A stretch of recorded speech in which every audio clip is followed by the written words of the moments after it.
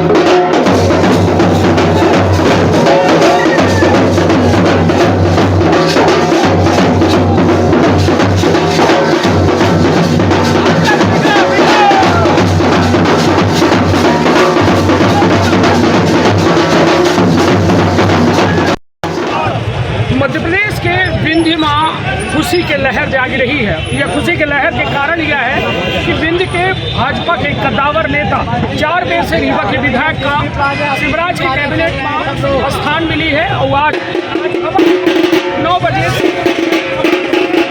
क्या अपना बच्चन का बता दें कि यह भाजपा कार्यालय में हम मौजूद हैं। तो भाजपा के जिलाध्यक्ष अजय सिंह जी हमारे साथ हैं और सबसे बड़ी बात यह कि यह मंत्रिमंडल विस्तार में 4 दिनों से विंध्य में तरह तरह की खबर चले। कबो कहें कि अब 9 बजे शपथ हुई, कबो 10 बजे, कबो 11 बजे, कबो 7 बजे। तो एक लेके कहाँ न कहाँ बहुत मायूसी हुए। फिर नई जब तारीख आवे तो खूब खुशी हुई, कबो खुशी कबो कम जैसा माहौल रहा। लेकिन आज सवेरे 9 बजे राजभवन में रीवा विधायक राजेश शुक्ला का शपथ दिला दी गई। समय जने का प्रधान तरीके से शुरुआत करी थे या खास बात चीज थे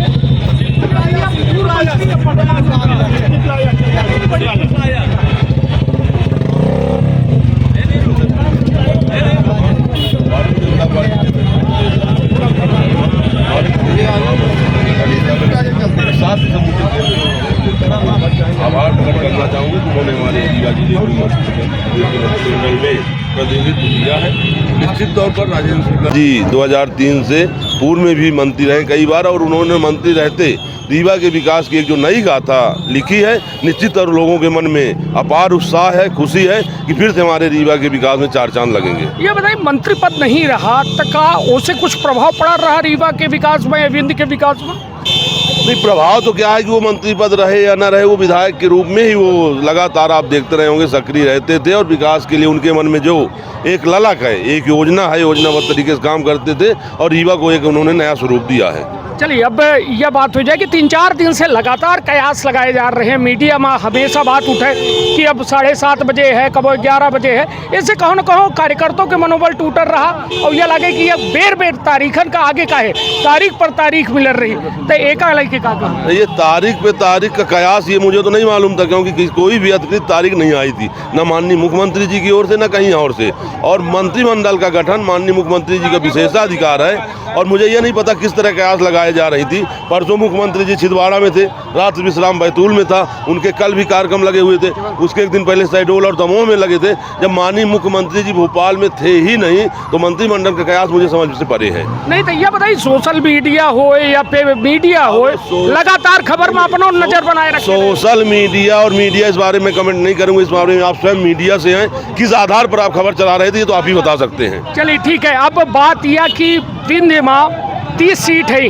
अब मंत्री विंध्य का मिले के बाद एक कद्दावर मंत्री रीवा से 4 बेर के विधायक का मंत्री बनाए के बाद का कुछ इधर की सिनेरियो रही, का कुछ स्थिति रही 30 विधानसभा सीट में? मैं पार्टी का जिलाध्यक्ष हूँ तो मैं रीवा कह सकता हूँ। भारतीय जनता पार्टी रीवा फिर से 8 रीवा में भारतीय जनता पार्टी जिंदाबाद।